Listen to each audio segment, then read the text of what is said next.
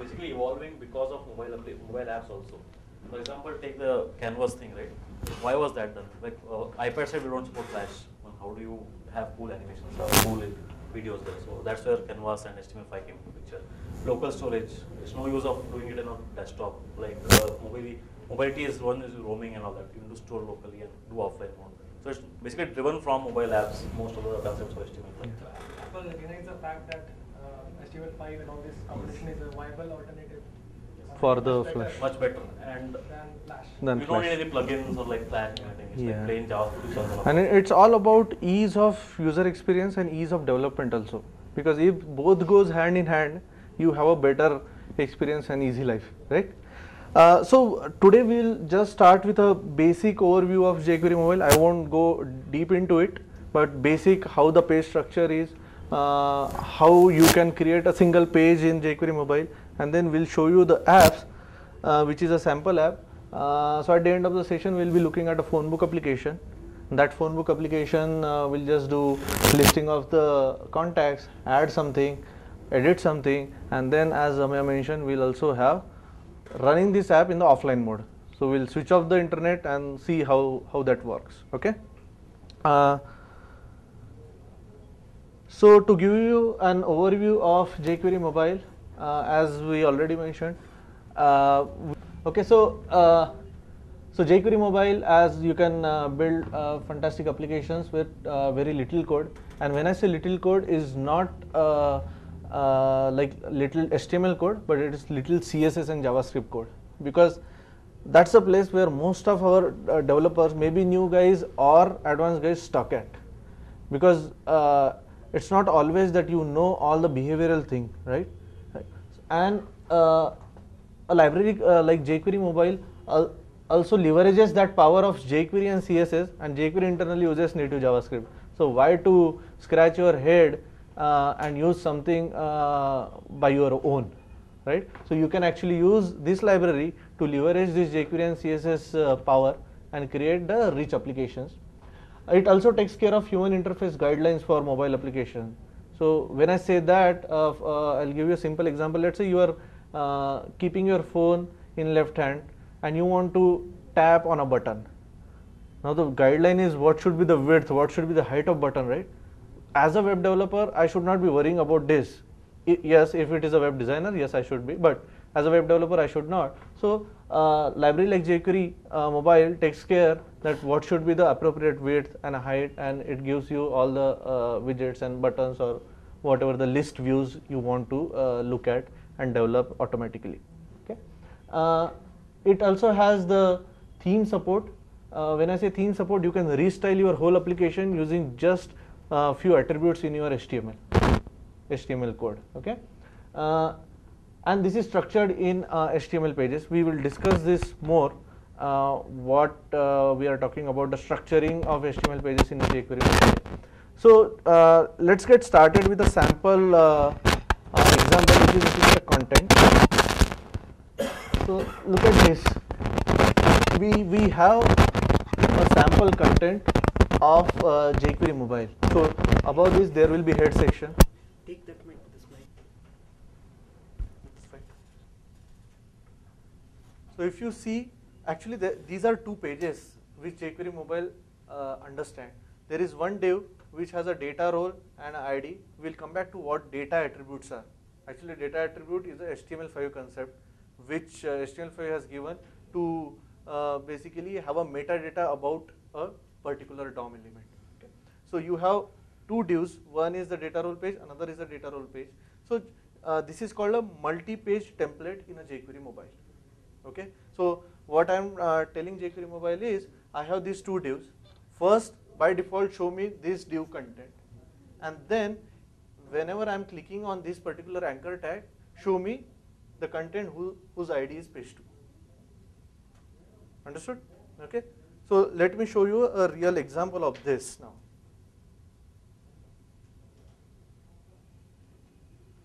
So this is my sample HTML.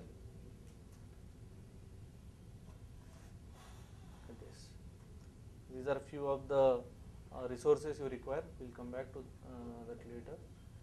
What it is doing is, this is literally showing me a header, okay, what we had seen, and this is a content which we have seen in the slide. When I click on that, it actually does a transition for me as well as it goes to page 2. If you would have seen, let me go back and I am refreshing, and you also look at the network resources.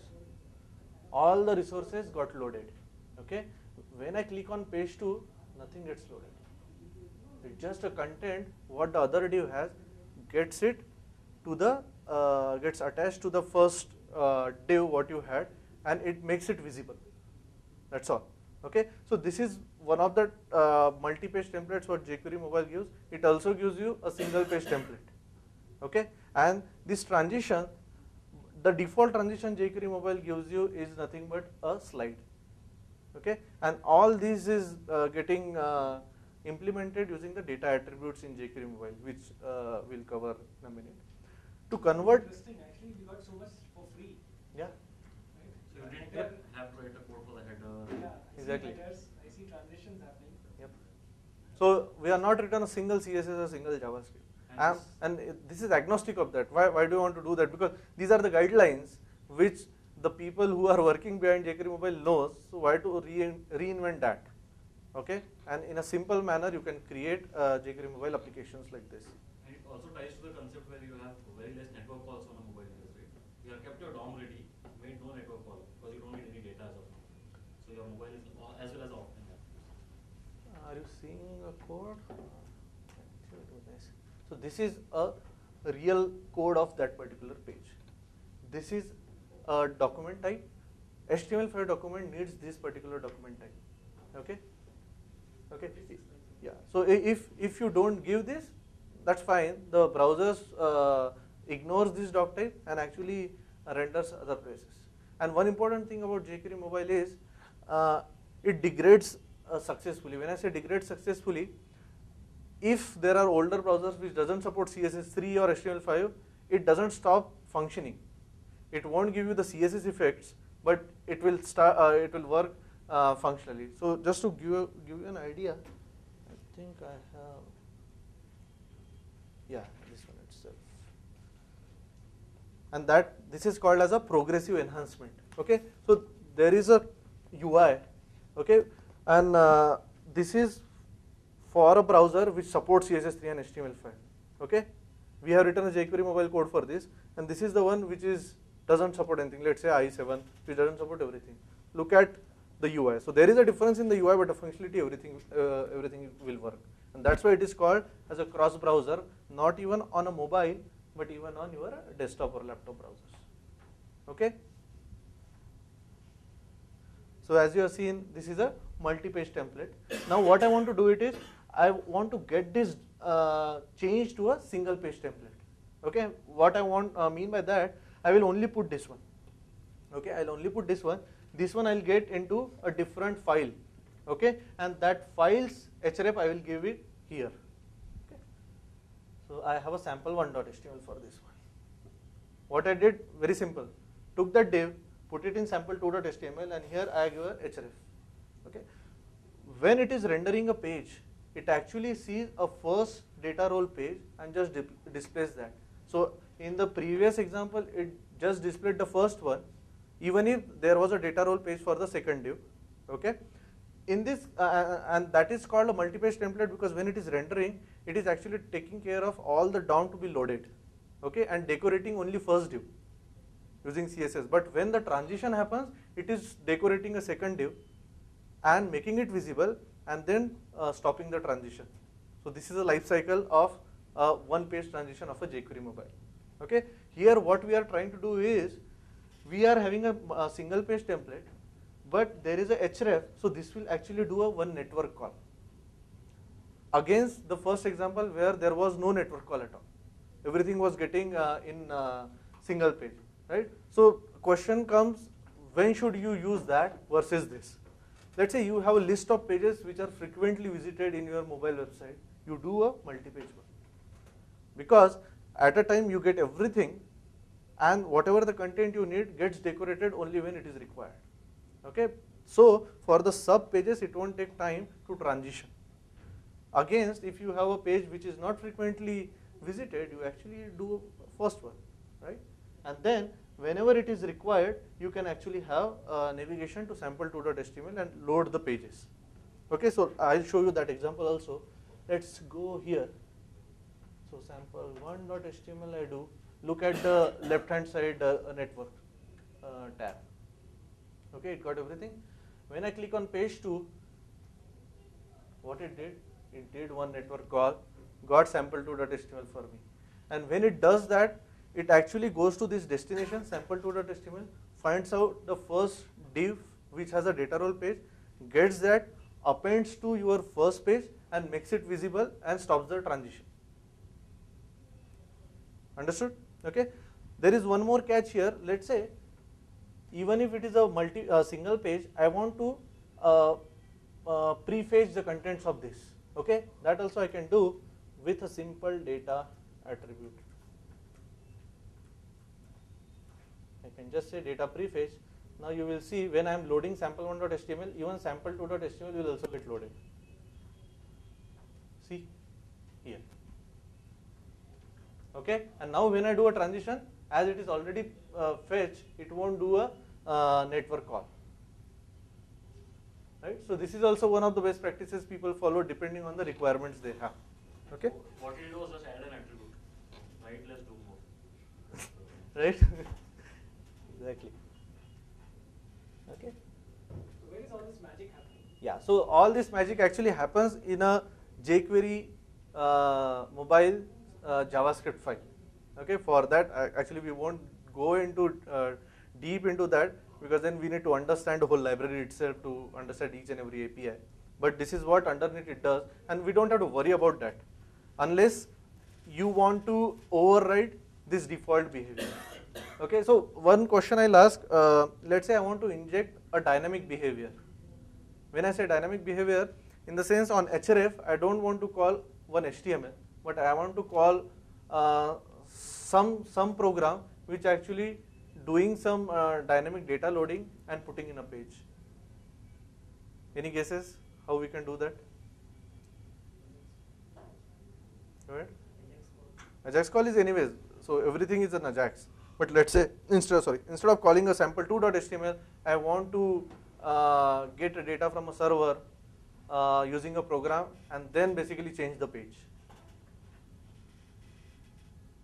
Okay? Any idea? So I'll give you an answer. To this hrefs, you can actually write a JavaScript function itself. Okay? You can write JavaScript function in the hrefs, and that JavaScript function is, let's say, loading something from a server, and jQuery Mobile also gives you APIs to change these pages. Okay? And similarly, you can do $.mobile. $.mobile is a jQuery Mobile object against your dollar in jQuery.